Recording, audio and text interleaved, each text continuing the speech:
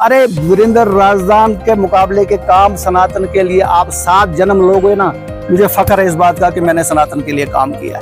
अगर मुसलमान भाई मुझ पे विश्वास करते हैं, हिंदू भाई तो हैं मेरे, अब मुझे खाली एक कम्युनिटी का नहीं सोचना है कि अपना अपना तरीका है जीने का।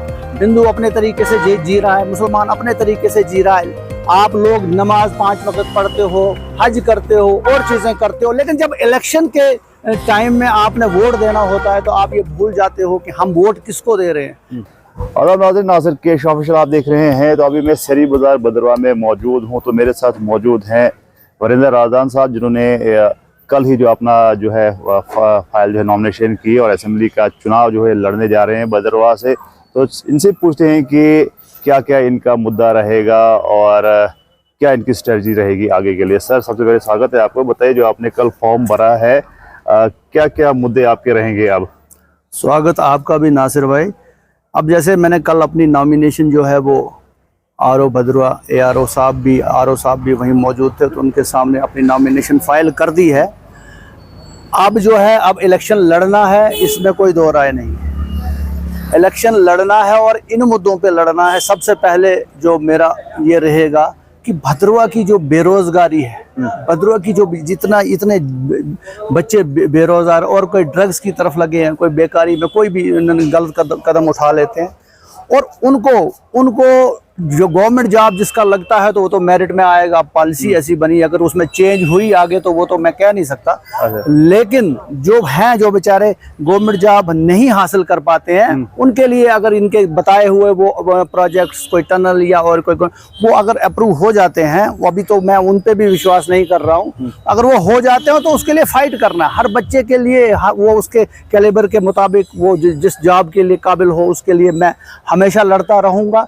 और ये आगे पूरा एक यूनियन बनाई जाएगी इसके लिए, और जिसमें सब बच्चे जो हैं उनको साथ लेके इनके हक के लिए लड़ा जाएगा। ये सबसे पहली बात। और दूसरा ये जो है, यहाँ जितने भी आपको कैंडिडेट्स दिख रहे हैं अब, वो आपको पता है कि मैक्सिमम वो लोग भले से ही यहाँ पर एक बार फिर से हम पर ठोसे जा रहे हैं।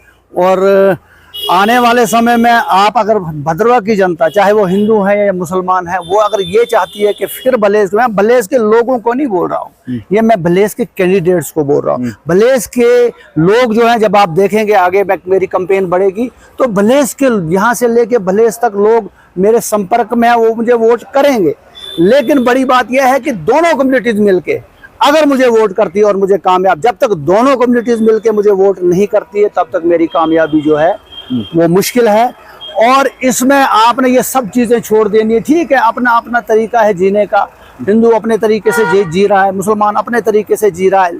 आप लोग नमाज 5 वक्त पढ़ते हो, हज करते हो और चीज़ें करते हो, लेकिन जब इलेक्शन के टाइम में आपने वोट देना होता है तो आप ये भूल जाते हो कि हम वोट किसको दे रहे हैं। जज्बात में आके, चाहे वो हिंदू है या मुसलमान, ठीक है, वो भी हिंदू लोग भी नहीं जी BJP ही चाहिए, मुसलमान भी कभी कांग्रेस चाहिए, कभी PDP चाहिए, NC चाहिए। लेकिन ये चीज़ें अगर आप भूलते हो और वोट मुझे करते हो तो आप देखिएगा कि मैं भद्रवाह के लिए कितनी डेडिकेशन से हर वक्त 24 आवर्स अगर मैं अवेलेबल नहीं रहूँ, और मैं 12 महीने यहाँ रहने वाला हूँ हर वक्त। ये नहीं है कि कभी 2 दिन आऊँगा, कभी फिर उसके बाद मैं जम्मू रहूँगा 11 महीने, और कभी 2 दिन आके फिर यहाँ कोई डाक बंगला में स्टे करके फिर अपने वो 4 लोगों के साथ बैठ के। वैसा मेरा नेचर है ही नहीं। मैं ज़मीन से जुड़ा इंसान हूँ। हर बंदा, हर भद्रवाह का नागरिक जो है वो उसको मैं अपना समझता हूँ। ये चीज़ सब लोगों को ध्यान में रखनी चाहिए। अच्छा, मुझे बताइए, आप जो है कम्युनिटी को रिप्रेजेंट करते हैं, सनातन धर्म के प्रधान भी रहे हैं, तो अभी जो है एक धार्मिक नेता को जो सियासत में लाना, और उसके बाद हम देख रहे हैं कि ऐसे भी कुछ हमारे पास रिपोर्ट्स आई हैं कि कुछ लोग बोलते हैं कि इनको जी हमने निकाल दिया है, अब हमने नई कमेटी बनाई है। तो इसके बारे में थोड़ा सा बताइए। क्या देखिए नासिर भाई, बात ऐसी है, वीरेंद्र राजदान ने सनातन धर्म सभा के प्रधान के रहते हुए जो काम किए हैं वो पूरा समाज जानता है। और ये लोग जो हैं इसी बात से बौखलाए हुए थे कि ये इतनी डेडिकेशन से काम क्यों करता है। ये आज से नहीं है, ये पिछले 2-3 सालों से परेशानी और दुख कुछ लोगों को था।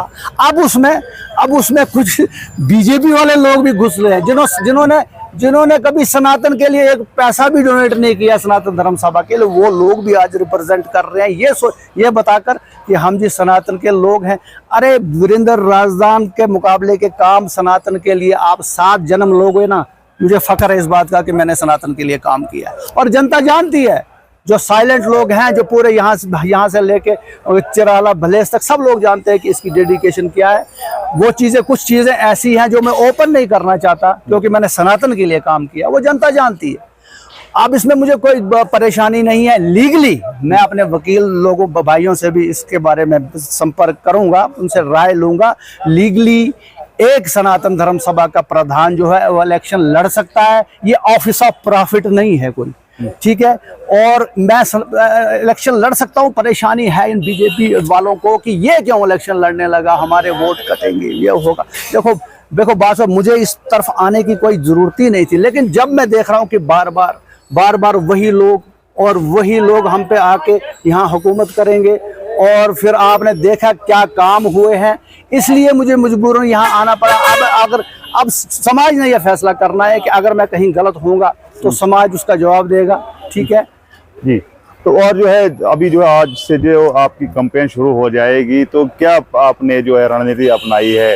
पूरे इलाका काफी बड़ा है, और किस तरह से आप जो है कैंपेन होगी? हमारे साथ लोग हैं, हमारे भाई हैं, कैंपेन करेंगे। इसीलिए मैं आह्वान करता हूँ ना, अगर मुसलमान भाई मुझ पे विश्वास करते हैं, हिंदू भाई तो हैं मेरे साथ, विश्वास करते हो तो मेरी कैंपेन में आओ ना। अगर मैं कहीं पे गलत होऊंगा तो मुझे अब मुझे खाली एक कम्युनिटी का नहीं सोचना है। जब मैं इलेक्शन लड़ रहा हूं तो मुझे हर भद्रवा के, हर चिराला के, हर बलेस के लोग बारे में बात करनी है। इसलिए मेरी तरफ से कोई कमी नहीं रहेगी काम करने में। जितने छोटे से छोटे काम और बड़े से बड़े काम हैं उनको मैं हर तरीके से लड़ूंगा। बहुत मसले हैं यहाँ पर, ठीक है। आप देखिए डेवलपमेंट के नाम पे भद्रवा को हर बार इग्नोर किया, यहाँ से ऑफिस उठाए गए हैं, उसके बारे में हॉस्पिटल की हालत देखिए, कभी भी वहाँ कंप्लीट स्टाफ नहीं होता है, ठीक है। अब देखिए यहाँ मैंने पहले भी बताया आपको, यहाँ कुछ वो एसडीएम इतना बड़ा वो था अपना वो कम्प्लेक्स था, उजाड़ के रख दिया उसको, ठीक है।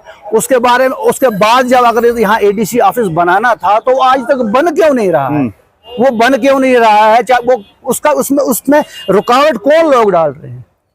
अगर कल को डिस्ट्रिक्ट के बारे में बात करता हूँ, डिस्ट्रिक्ट जो है वो भद्रवा में बनना चाहिए, और इसके लिए भी साजिशें हो रही हैं। कुछ लोग जो हैं भद्रवा के लोगों को बेवकूफ बना के, और वो चाहते हैं कि डिस्ट्रिक्ट भी उधर भलेसा की तरफ ही जाए, गुंदो बने। ऐसा मैं सब चीजें जानता हूँ। बेवकूफ भद्रवा के लोग बनेंगे और डिस्ट्रिक्ट फिर वहां जाएगा, ये सब चीजें इनको जनता इन चीजों को पहचाने।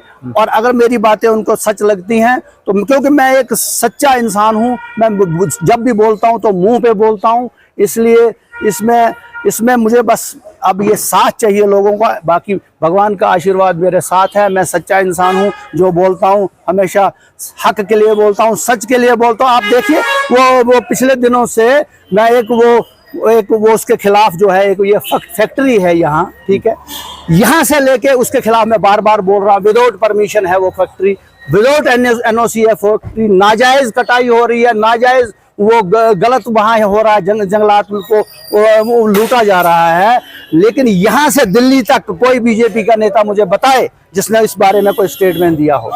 चाहे यहाँ के लोग हैं, यहाँ की लोकल बीजेपी यूनिट, यहाँ का एक्स एमएलए या डोडा के लोग, या फिर ऊपर जो हमारे एमपी बने हैं दोबारा जितेंद्र सिंह जी, क्योंकि उनकी शेल्टर है तब ये काम चल रहे हैं। डीसी साहब को मैंने बार बार बताया, लेकिन वो डीसी साहब अब जब उनको प्रेशर पड़ता है ऊपर से तो वो क्या कर सकते हैं? उन्होंने अपनी नौकरी देखनी है, फोन आते हैं बार बार।